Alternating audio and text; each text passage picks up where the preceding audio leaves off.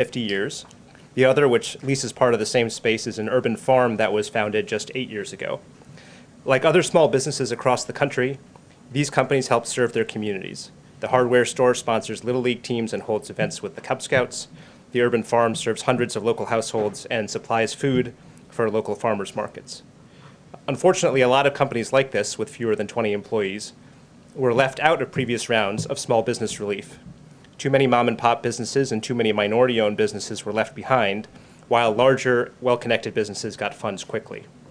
The President and the Vice President have made it a top priority to ensure that this round of small business relief is distributed more equitably, and that the companies that may not have gotten relief before have a real shot at getting relief now. So today we want to share some early results of how this administration is already making good on that commitment.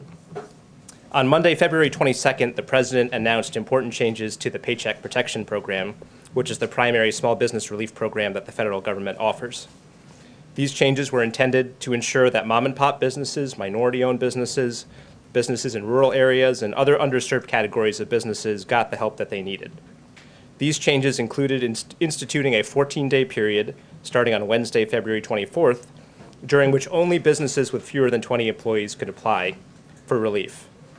The idea behind the exclusivity period was to give lenders time to focus on reaching out to smaller businesses, including businesses that may not have that they may not have worked with before, and to make sure that these smaller mom-and-pop shops had time to get their applications in and approved. And at the same time as the President's announcement, the administration launched a whole-of-government effort to let small business owners and lenders know about this opportunity. The Small Business Administration launched a series of conversations reaching thousands of community leaders through webinars every day. White House officials held calls that ended up reaching thousands of small business owners directly, and the administration partnered with Congress to help members spread the word about the changes and conduct outreach with their constituents. So now we're reaching the end of the 2-week exclusivity period, and the results are pretty striking. When comparing the data from the exclusivity period with the 10 days preceding the exclusivity period, we've seen a significant increase in the number of loans to the smallest firms, to minority-owned and women-owned firms, and to first-time PPP participants. Specifically, we've approved more than 300,000 loans for businesses with fewer than 5 employees, and that's a 15% increase compared to the pre-exclusivity period.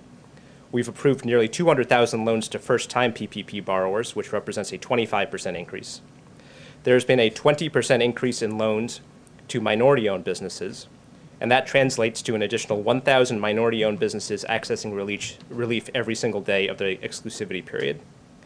There's been a 14% increase in loans approved to women-owned businesses, which translates to an additional 600 women-owned businesses accessing relief every day. And there's been a 12% increase in loans approved to businesses in rural areas. But that's not all.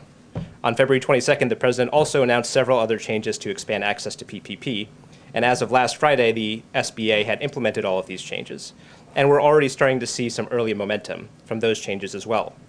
For example, nearly 30,000 loan applications had previously been flagged because the small business owners were delinquent on their federal student loans. We removed that restriction and can now advance those applications. And tens of thousands of new applications have already come in after we increased the amount of relief available to sole proprietors and the self-employed. So I want to take this opportunity to say to the small business owners out there, there's still plenty of time left in this program. There's still plenty of money available to you. Go to sba.gov, contact your lenders, and see if you qualify for relief. The administration is going to continue to conduct outreach and spread the word about these relief efforts and what's available to small businesses. But of course, our view is that that's not enough. And that's why the American Rescue Plan includes more than $50 billion in additional aid for small businesses. It provides more than $28 billion in grants to support the hard-hit small restaurants through the Restaurant Revitalization Fund, which was a bipartisan proposal in Congress. It provides $15 billion in grants to help the smallest, most severely affected businesses, especially those that serve lower income areas. It provides $10 billion to restore the successful state small business credit initiative, which leverages private dollars to provide working capital to small businesses. And it creates a community navigator program so that small business owners can get help figuring out how to actually get the relief that they're entitled to, even if they don't have a team of lawyers and accountants on call. So with that, I'm happy to take some questions.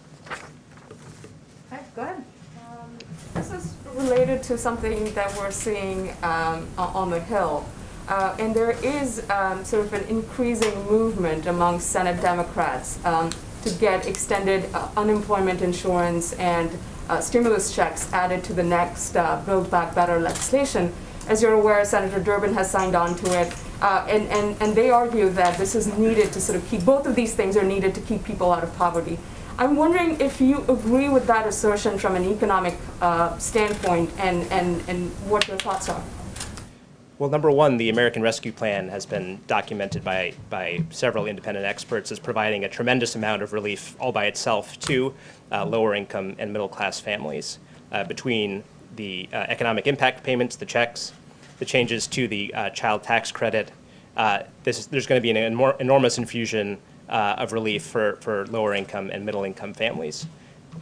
As you know, and as the President has said, this is only step one. Step two is the Build Back Better agenda, and I think we're still trying to think through what the aspects of that program are going to be. We have received the letter from the senators who've talked about potentially including recurring relief payments in it. We're looking at the idea, but we're still thinking through the contours of what's going to be in that next package. Thank you.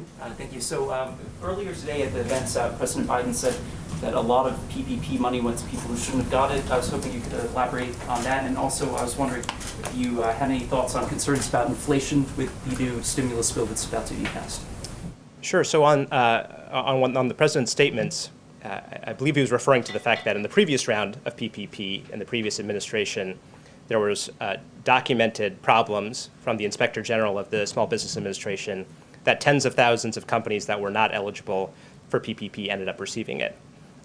In part, that was because the previous administration did not put any checks in place on the front end, in other words, when the application was received, to make sure that these were eligible companies.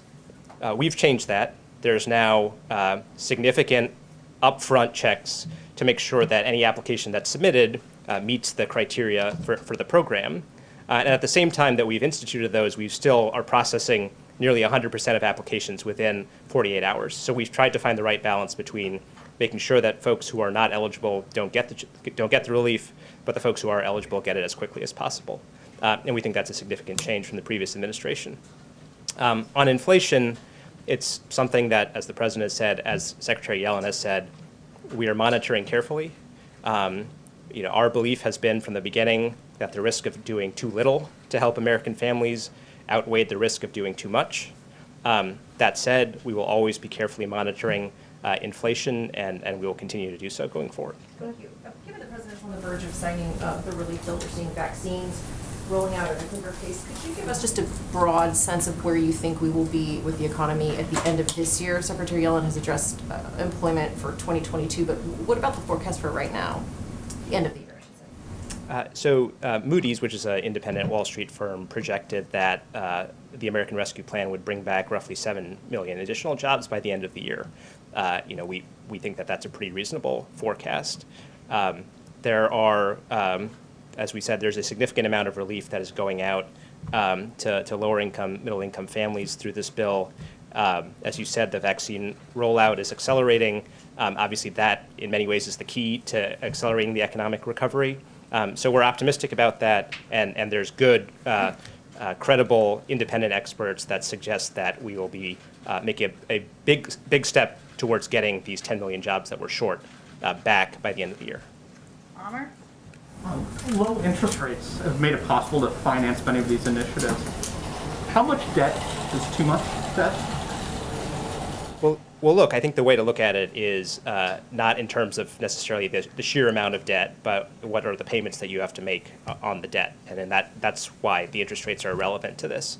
We are in an extended period of historically low interest rates, and not to get too wonky, but there are some structural factors that would suggest that interest rates are going to remain permanently, or there's pressure keeping them down over the long term.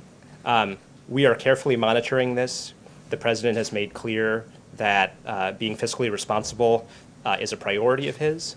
He's also made clear that right now, one of the best things that we can do is deficit finance these investments, because that's what gets the economy moving more quickly, and in the long term, growth helps bring down the debt and deficit levels as well.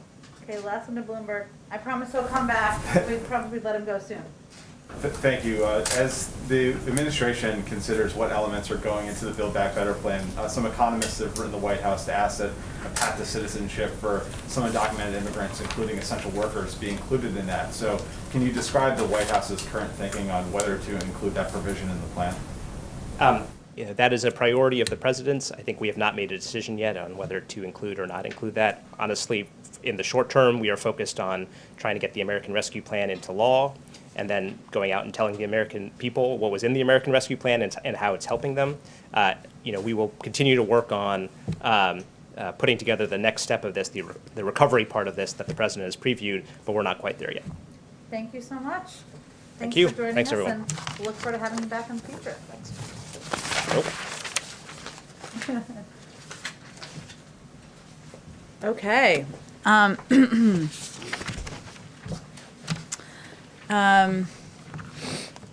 As the president said last week, once the rescue plan is signed, we'll be able to start getting payments out this month. Treasury and IRS are working tirelessly to make that happen. The IRS and Bureau of the Fiscal Service are building on lessons learned from previous rounds to increase the number of households that will get electronic payments, which are substantially faster than checks. And a number of you, and obviously the American people, have asked a lot of good questions about how this process works, so we thought we'd try to answer some of them. For households who have already filed their income tax return for 2020, the IRS will use that information to determine eligibility and size of payments. For households that haven't yet filed for 2020, the IRS will review records from 2019 to determine eligibility and the size of payment. That includes those who use the non-filer portal for previous rounds of payments, which is a question I think somebody asked sort of about yesterday. For tax returns with direct deposit or bank account information, the IRS will be able to send money electronically. And for those households for which Treasury cannot determine a bank account, paper checks or debit cards will be sent. Of course, we're not taking anything for granted. We're pushing through the finish line here, but you all have asked some really good questions about the implementation that we wanted to get ahead of. So here's what this all means for a typical family of four. With parents making under $150,000 a year combined, and with kids in school age 8 and 5, because of the President's Rescue Plan, that family of four will soon be getting $5,600 in direct payments. And because of the expanded child tax credit, they'll get $2,600 in addition to that. So that's $8,200 more in the pockets of this family as they try to weather this storm, on top of additional money in this bill to reopen schools safely, get shots in arms, and help those who've lost their jobs through no fault of their own. Another scheduling announcement for all of you. On Friday morning, President Biden will meet virtually with his counterparts in the Quad. Prime Minister Suga of Japan, Prime Minister Modi of India, and Prime Minister Morrison of Australia.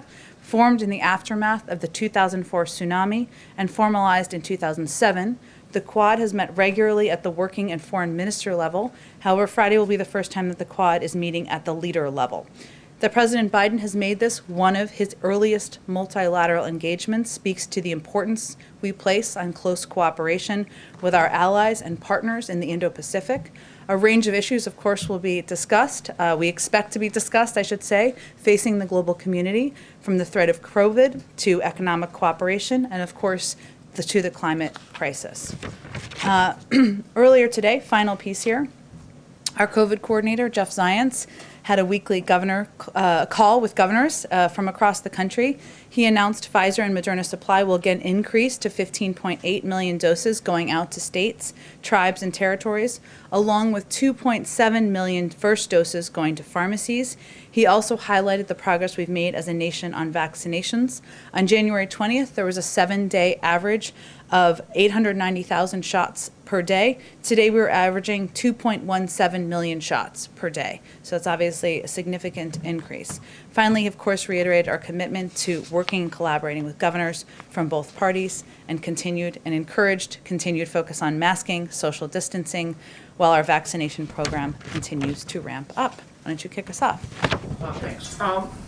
Question on with the influx of young people and just migrants in general to the southern border, is there any sense, and I asked this question with obviously you're only 2 months into the administration, but early on you and Secretary Mayorkas very much stressed humanity. and trying to move away from the last administration. Does the message need to be tweaked at all? Do you need to say that it's not just about humanity, that also you might not get in, or you probably aren't going to be able to stay? Well, humanity will always be a value from the president on down, but you are right that we are continuing to work to convey to people in the region that this is not the time to come, that the majority of people who come to the border will be turned away, which is factually accurate. And what we're really talking about in terms of the people who are being let in are unaccompanied children. That is a policy decision which we made because we felt it was the most humane approach to addressing what are very difficult circumstances in the region. And that means there are more children, kids under the age of 18, of course, coming across the border. At this point, is this a crisis at the border? Look, I don't think we need to sit here and put new labels on what we have already conveyed is challenging. What we have conveyed is a top priority for the president, what our policy teams are working on every single day. There was a trip to the border this weekend. They are working over the course of every day since then on putting in place policies that can help address what we're seeing and help ensure that we are keeping these kids safe and moving them as quickly as possible from Border Patrol facilities to shelters where they can have access to educational resources, health resources, mental health resources, legal aid, et cetera. Go ahead. On follow up on that, Jen, thanks. There are reports out there that the number of unaccompanied migrants detained at the border has tripled in the last 2 weeks to 3,200 plus.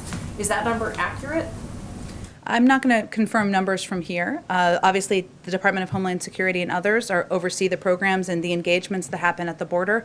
I will say that there are a couple of reasons. I know Amr asked about our kind of change in policy, but there are a couple of reasons why we think people are coming to the border. Of course, individuals are fleeing countries where individuals and families are they're fleeing prosecution, fleeing violence, fleeing economic hardships and other things. The region has also experienced 2 hurricanes in the fall, putting further stress on the conditions in these countries and the circumstances that are facing individuals. And all of this is taking place during a global pandemic that has impacted other countries' economies, placing undue hardships on its people, just as it did in the United States. So there are also a range of factors that are leading individuals to come to the border. Why won't you confirm that number? That's a very important number. We've been very clear that there is an increase, that there are more children coming across the border than we have facilities for at this point in time. Those numbers are tracked by the Department of Homeland Security, so I'm just suggesting that you talk to them about specifics. Well, we talked to them, Jen, they won't confirm the numbers. Well, I would encourage you to go back to them and ask them again. We're not going to confirm them from the White House. It's not our program. It's the Department of Homeland Security. Is the White House encouraging the department to release those numbers then in the spirit of transparency that the Secretary promised here at this podium? We certainly encourage transparency, but what I also think is important is to talk about what the root causes are here and what we're doing from a policy standpoint to try to address the challenges that we're facing and that these kids are facing as they come across the border. And on COVID relief, should we expect to see the president travel to, perhaps after he signs this bill, to highlight the benefits? After the American Rescue Plan is signed, we certainly recognize that we can't just sign a bill. Again, we're not taking anything for granted. We're getting across the finish line, but that we will need to do some work and use our best voices, including the president, the vice president, and others, to communicate to the American people the benefits of this package, how they can benefit from the package, how they can have access to checks. Part of the reason I wanted to do that at the top, how it will help schools reopen. And so I think you can certainly expect the president to be doing some travel, and we'll have more details on that in the coming days. Absolutely. Go ahead. Jen, you talked about the need of getting these 3,000 or so potentially children out of the Border Patrol facilities and into HHS facilities that are meant to house children. Mm-hmm. How quickly can that be done, and what is being done right now to make sure it happens? Sure. Let me walk you through a little bit of what the considerations are and what our team is working on now. So first, the reason why these kids are being let in, I've talked about that a bit, but the majority of people come to the border are still turned away or expelled under Title 42. So families, adults, et cetera. We're talking about children. I'm just level setting here. When children are apprehended at the border, they are initially processed, as you've noted, through Customs and Border Patrol facilities, where they are held until they can be sent to HHS shelters, where the children have access to education services, medical and mental health services. We've talked about this a little bit, but just to reiterate, the reason why, one of the challenges we've had is that COVID-19, the pandemic, had initially severely limited the amount of children that could be taken into HHS facilities and the pace at which that could happen. So one of our focuses is on working on seeing how we can address that. That includes looking at additional facilities. It includes, there were some CDC guidelines that were released on Friday, and those guidelines for HHS facilities will allow capacities to be returned to pre-COVID numbers, all while taking other steps like increased ventilation, additional masking, and other measures to continue to keep these children safe. So one of the things we're doing is working to implement these recommendations so that we can ensure there are more kids who can be safely in these facilities. We are also, as I noted, working to expedite, we're looking at additional facilities where we can safely house children and ensure they have access to all of the resources that I noted.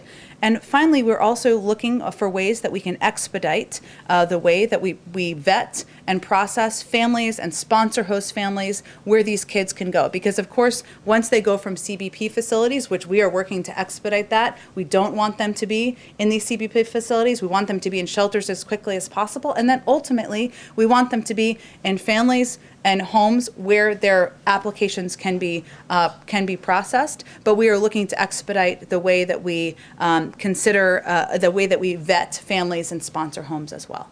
And last week, you weren't ready to confirm that new facilities might be brought online, including perhaps Fort Lee in Virginia or Homestead, Florida. Can you give us any new details about how many new facilities might be repurposed and how quickly? It's a good question. I don't have anything to confirm for you in terms of new facilities. We are looking at facilities, a lot of considerations underway, and certainly part of the reason is we want to have more kids able to transfer from CBP facilities to HHS facilities. So the CDC guidelines helped us ensure there are more kids able to have safely in a lot of these facilities, but also we're looking at facilities, but no decisions have been made at this point. And finally, can you tell us anything about any diplomatic efforts that are taking place between the Biden administration and these Central American countries to find ways to deter some of these children from coming to the border? It's a great question, and it's a key part of our strategy. I've actually asked Roberta Jacobson if she could come join us in the briefing room, so we hope to do that sooner rather than later, because those are great questions that I think she would be an excellent person to address.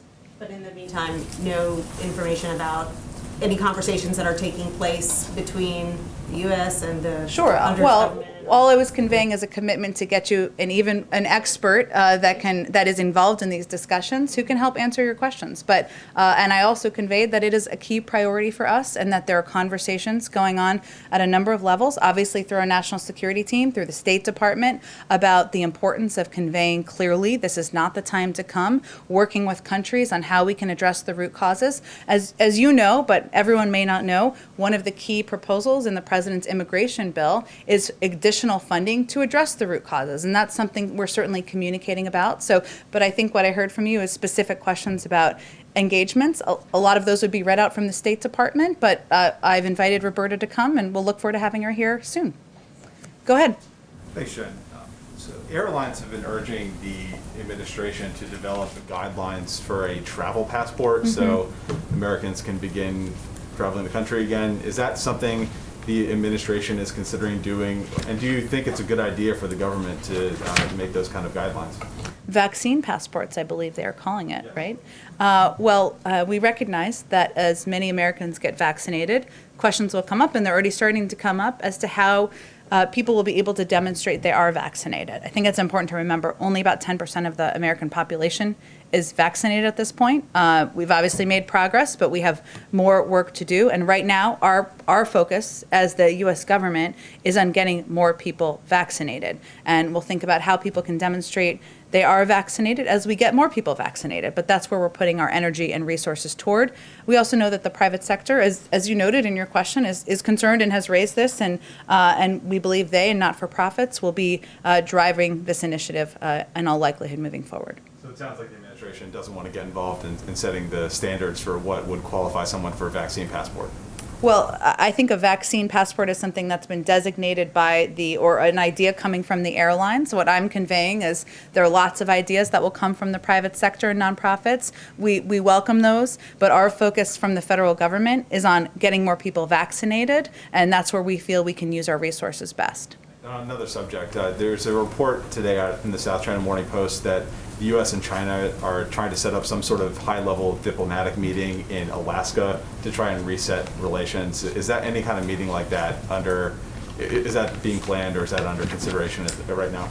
I have heard or seen those reports. I don't have anything to report out to you. Obviously, the president spoke with President Xi back February 10th, and we will look forward to seeking opportunities for engagement, but we don't have any details finalized or confirmed at this point. And then lastly, is there any further updates on when The website? the president... Are you going to ask them about the website? Not the website. Not Okay, today. you can. I was ready. I'll save that one for next week. Okay. But for possibly next week, is the president chosen a date yet, or working with Congress on a joint address to Congress? And what's that going to look like as far as being virtual or in person?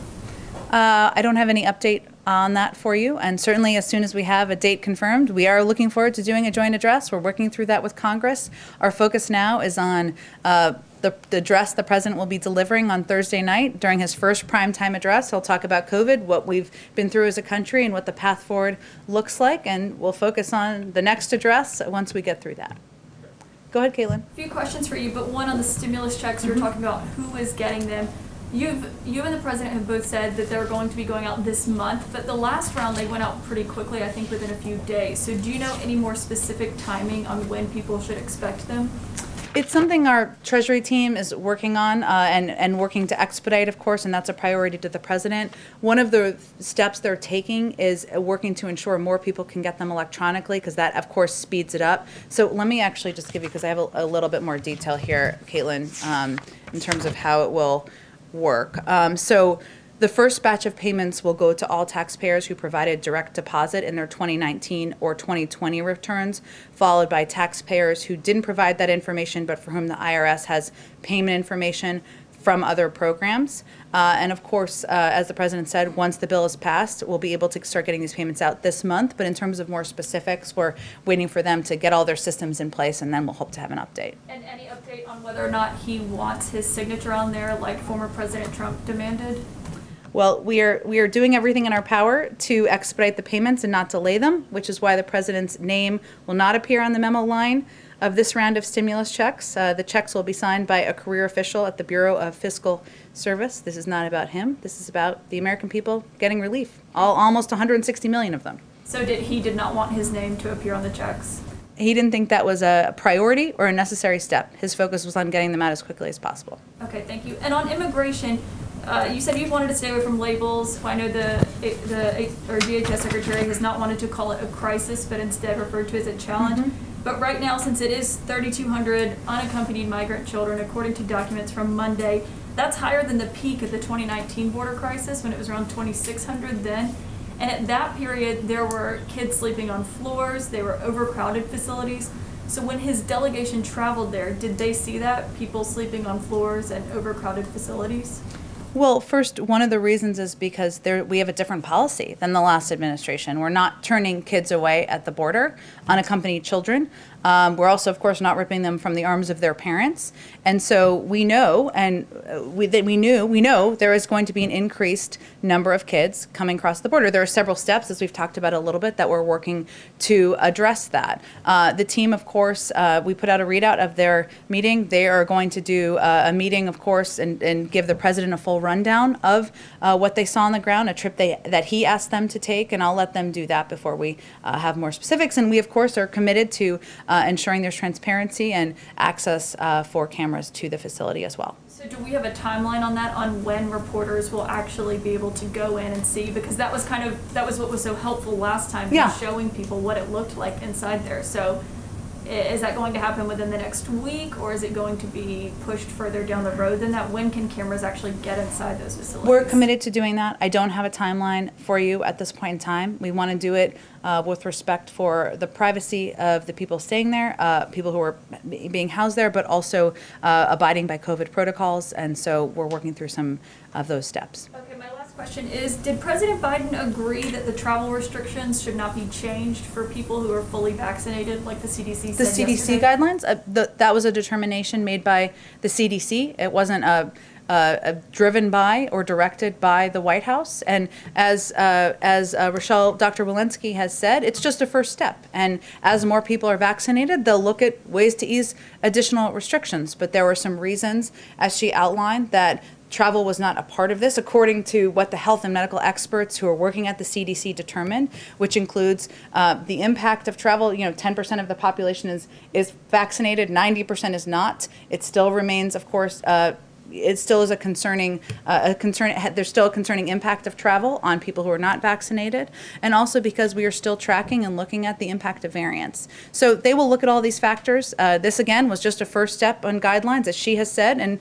I'm sure they'll look at a range of factors as they've committed to as more people in the country are vaccinated. Go ahead. Thanks, Jen. A couple questions. To follow up on the border, why has this administration been so reluctant to call it a crisis with a huge uptick in the number of migrants being detained, including thousands of children? If that doesn't qualify as a crisis, what does?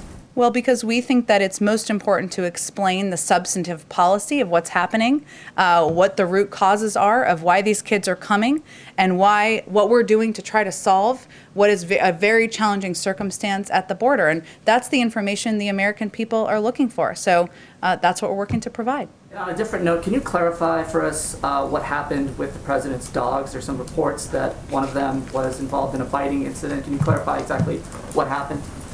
Sure. Champion Major, the President and First Lady's dogs, members of the family, are still getting acclimated and accustomed to their new surroundings and new people. And on Monday, the First Family's younger dog, Major, was surprised by an unfamiliar person and reacted in a way that resulted in a minor injury to the individual, which was handled by the White House Medical Unit with no further treatment needed. It had been previously planned already for the dogs to be cared for by family friends in Delaware during Dr. Biden's travels to military bases this week. She has a 3-day trip this week, and the dogs will return to the White House soon. Go ahead, Sabrina. Thank you, Jen. 2 questions for you. First off, House Democrats are preparing to bring back earmarks as part of an effort to build support for infrastructure legislation. Does President Biden support the return of earmarks, and are there specific restrictions that he would seek to prevent the kind of abuse that has occurred in the past?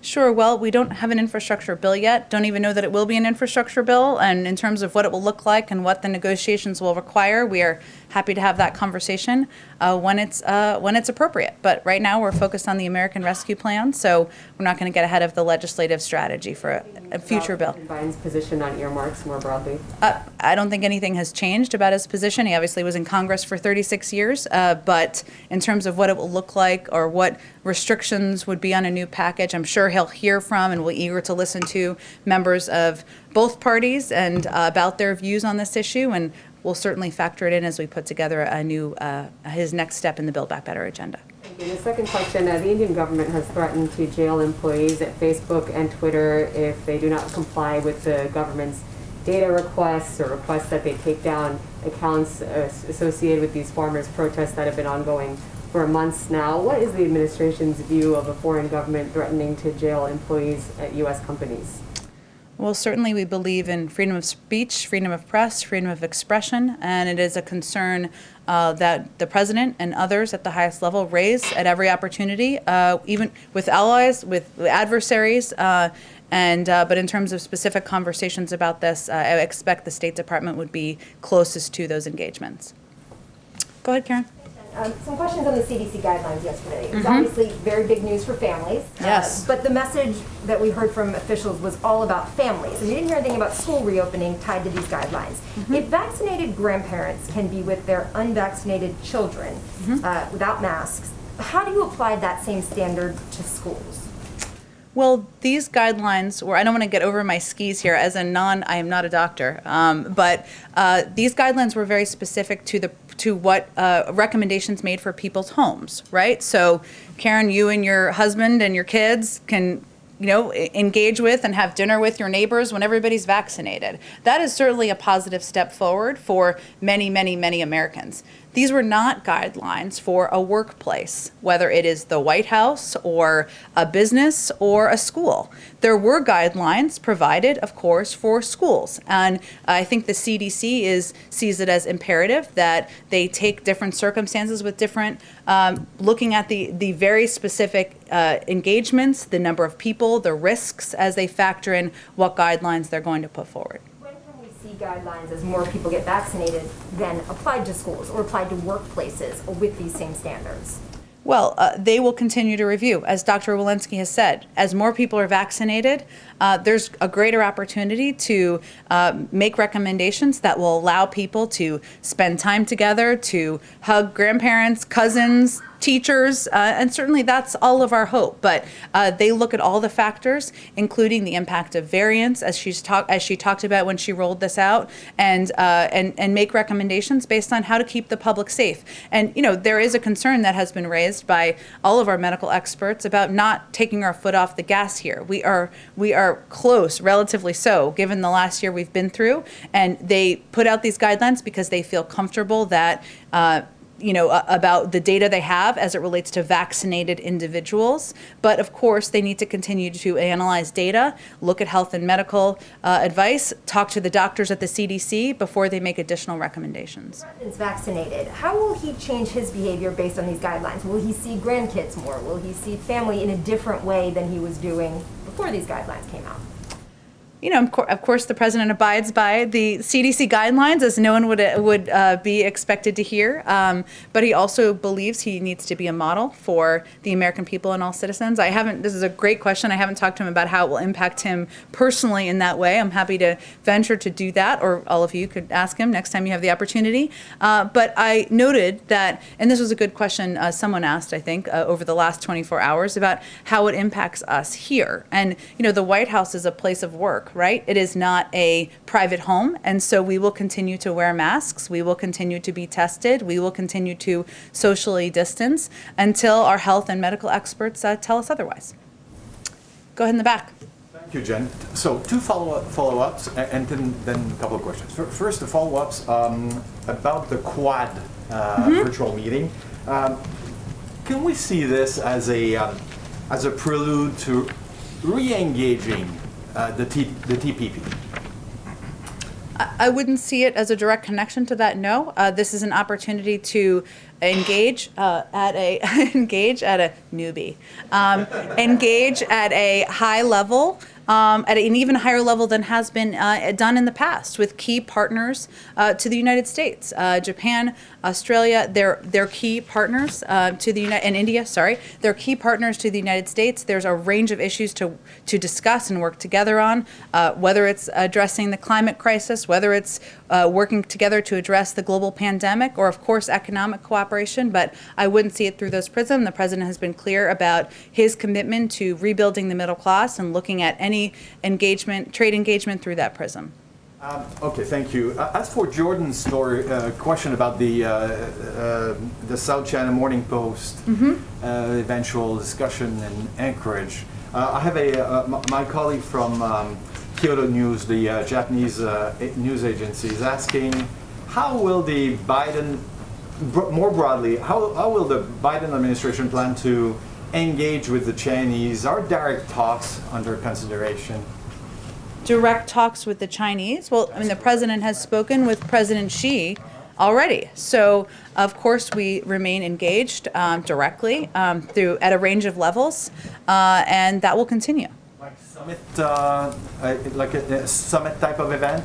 I'm not here to predict a summit. Of course, there'll be a range of engagements that the president and his national security team will have with China and other countries in the region in the months and years ahead. But we are directly engaged. There are a range of issues we, of course, have talked with the Chinese about through those engagements. We don't hold back about our concerns, but we also look for opportunities to work together. Jen, just a week, actually 8 days precisely before the president entered the White House, the previous administration put Cuba back on the list of state sponsors of terrorism. Does the president share this view? Well, we've talked about this a little bit in here before, and nothing's really changed, but I'm happy to reiterate our policy. Our policy, as it relates to Cuba, will be governed by two principles. First, support for democracy and human rights will be at the core of our efforts through empowering the Cuban people to determine their own futures. Second, Americans, especially Cuban Americans, are the best ambassadors for freedom and prosperity in Cuba. A Cuba policy shift is not currently among President Biden's top priorities, but we are committed to making human rights a core pillar of our U.S. policy, and we're committed to carefully reviewing policy decisions made in the prior administration, including the decision to designate Cuba as a state sponsor of terrorism. Very, very last questions, Sure. I promise. Go ahead. Okay? It's about the border. Okay. You keep repeating, this is not the time to come. Will there be isn't that sending the signal that there will be a time to come? Just wait. Well, first, to be clear, even these unaccompanied children who come across the border, who we've talked about, we want to keep safe, we want to ensure they are in shelters where there is access to educational services, legal services, health services. We want to ensure that they are then quickly moved to vetted families or sponsor homes. Many of them don't stay because they go through the process of having their applications reviewed. We just want to keep them safe because they are kids under the age of 18. And when we say it's not the time to come now, the reason is we are still digging our way out of a dismantled, immoral, and ineffective immigration policy that was being implemented by the last administration that was largely based around funding for a border wall. It's going to take us some time. And we do want to put in place, modernize the immigration system, which means investing in smart security, which means creating a pathway to citizenship, which means funding and supporting efforts to address the root causes in the region. And we, as a part of that, we want to ensure that there is effective processing at the border. We're not trying to close our borders. We are trying to create an effective, moral, humane system. It's going to take some time to do that. Go ahead. Thank you, Jen. I'd like to ask about three things, if that's okay. The dogs, immigration, and then Governor Cuomo. Another dogs question. Okay, go I'd like ahead. to follow, just a quick clarification Sure. on the dogs. Okay. Can you confirm that it was a Secret Service member who was bitten, and can you also reassure the public that Major Biden will not be euthanized as a result of this? Well, certainly Major Biden is a member of the family, so I can assure you that. I don't have any more details on the individual. I would encourage you to ask the Secret Service, but I'm not going to have any more details other than that. Then on immigration, you've said repeatedly now is not the time to come, but you've also noted there's a distinction for unaccompanied minors that they'll be allowed in. I want to revisit something the Secretary Mayorkas said last week. He said that, quote, loving parents, end quote, we're sending 9-year-old children alone. Of course, there's frequently physical and sexual abuse for migrants in transit and also in U.S. custody. So I was hoping to drill down on the messaging there. Do you think it's important to send the message to children, unaccompanied children, that now is not the time to come, and to their parents that it's not a, quote, loving act to send them? I think it's imperative that we send the message that this is a dangerous journey. Children don't make it.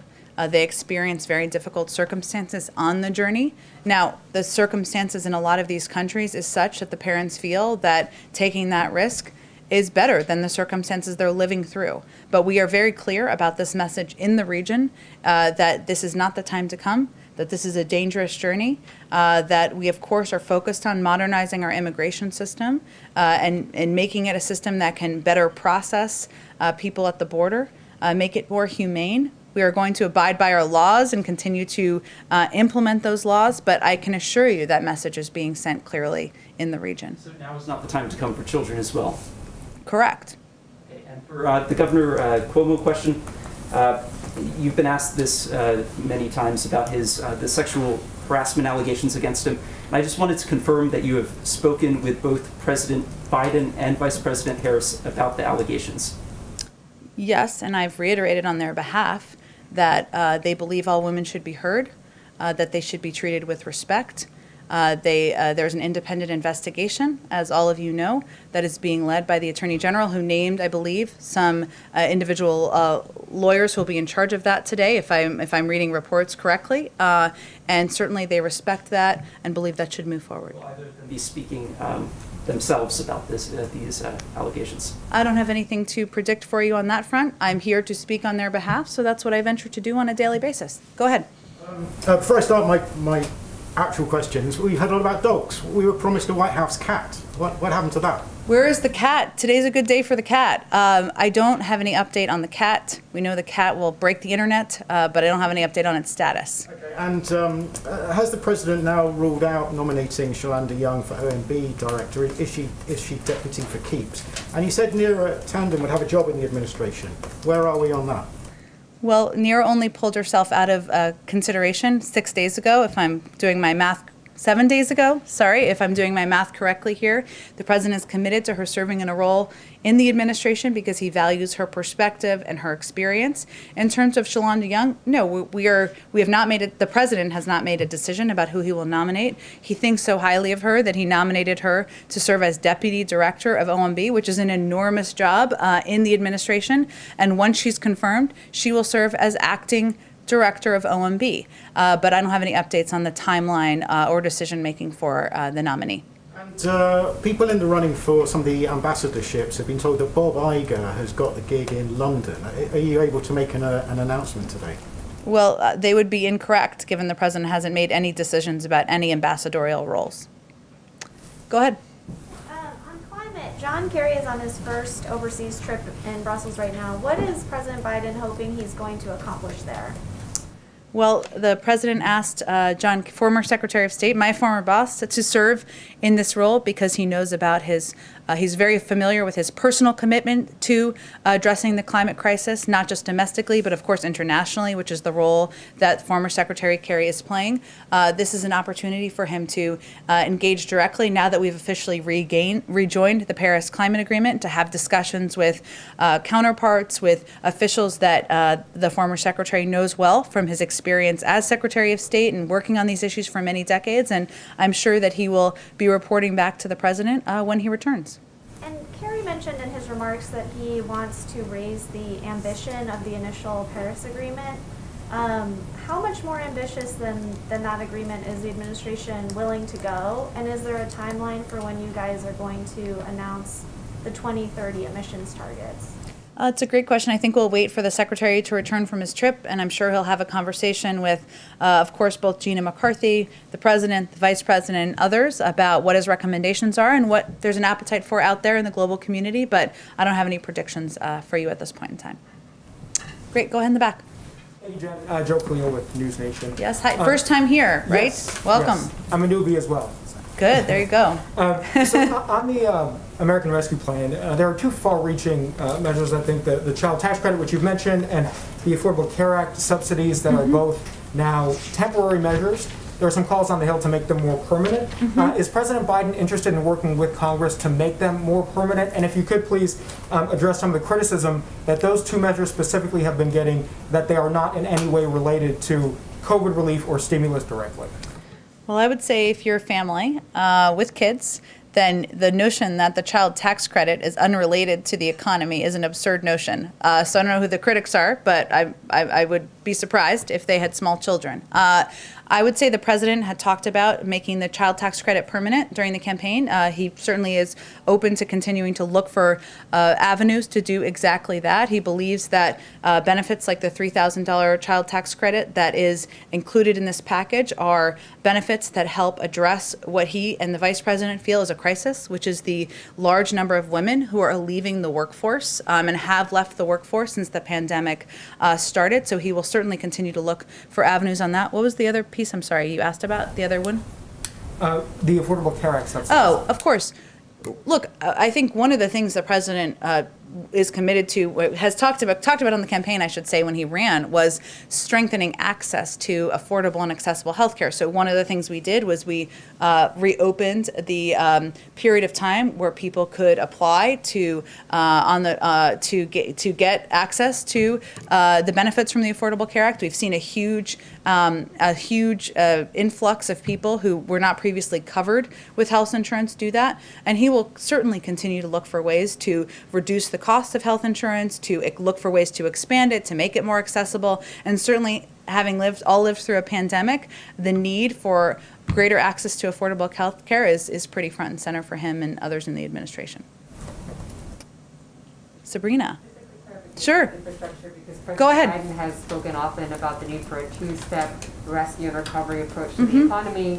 He's held many meetings on infrastructure and said the recovery plan would focus on infrastructure, manufacturing, and other issues. Were you saying that you're not sure there's going to be an infrastructure bill when I asked about earmarks? Well, no decision has been made yet internally about, look, the president has not made a secret about what is in his Build Back Better agenda. He talked about it on the campaign trail. Infrastructure is a part of that, and it's something he's had a long commitment to. He's also had a long commitment to investing in caregiving, to doing investing in our manufacturing sector, to doing something about our tax system. So there are a lot of components of his Build Back Better agenda. What I'm conveying is we're still in a policy process internally about what the next part of his agenda will look like and what the format, the size, the order will look like. So that's all I was conveying. But certainly infrastructure is one of the areas where he feels there's opportunity for bipartisan support and for Democrats and Republicans to work together. Go ahead. If I could follow up on that too. The president made overtures to Republicans when it came to COVID relief, inviting many of them to the White House. And at this point, you have 0 Republicans in the House or Senate voting for this package. Is there going to be a similar effort to try to get Republicans on board if the next agenda item is an infrastructure package? Well, he's already had 2 bipartisan meetings on infrastructure to date as he's looking to gather ideas and hear from Democrats and Republicans about how they feel we can continue to work together and rebuild the economy. I would say that while we don't expect or did not receive, I should say, to date, Republican votes for the American Rescue Plan, the Republicans in D.C. living in the zip code seem to be outliers in the country, given the majority of people in the country, the majority of Republicans support this package. So maybe it's a moment of self-reflection, but the president will continue to leave the door open to work with Republicans on his agenda moving forward. Go ahead. Another process question on Build Back Better, okay. Which is, I know it's early days, but is the White House committed to getting bipartisan support for an infrastructure package, or would you rule out at this stage of moving that through reconciliation like you guys did the American Rescue Plan? Well, the president's preference is certainly to work together in a bipartisan manner. That's part of why he's had 2 bipartisan meetings on infrastructure in the Oval Office. But we haven't made a determination about what's next in his agenda, and certainly we're not going to take that off the table in terms of paths forward that Congress may choose. Go ahead. Is there enough money to deal with the surge of kids at the border, and has there been any discussions of invoking emergency declaration? You mean in terms of opening additional facilities? Right. It's a good question. I'm happy to talk to our immigration team and see if that's part of the structural issue. It may, as I understand it, part of the issue is finding appropriate facilities in determining what process steps can be taken to expedite the processing. But I'm happy to talk to them about that and get an answer back to you. Go ahead. An infrastructure bill package. There was a bipartisan push last year to knock down the payment of the top paid federal employee, the CEO of the Tennessee Valley Authority, who reportedly earned $15 million last year in compensation. There are Democrats in Congress who support this. The former president supported this. Some conservatives do.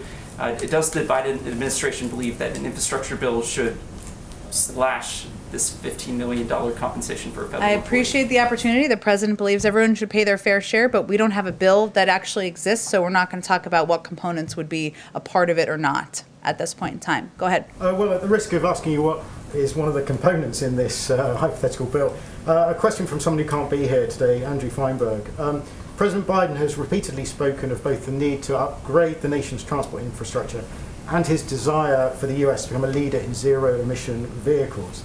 So since the Federal Highway Trust Fund is funded by taxes on gas and diesel fuel, which obviously wouldn't be collected from zero-emission vehicles, does that mean the President will insist that any infrastructure bill will include a new funding source for it? I just am not going to get ahead of a bill that has not been designed, formalized, finalized, packaged in terms of size, scope, or timeline at this point in time. Oh. Okay, thank you everyone. Have a great afternoon.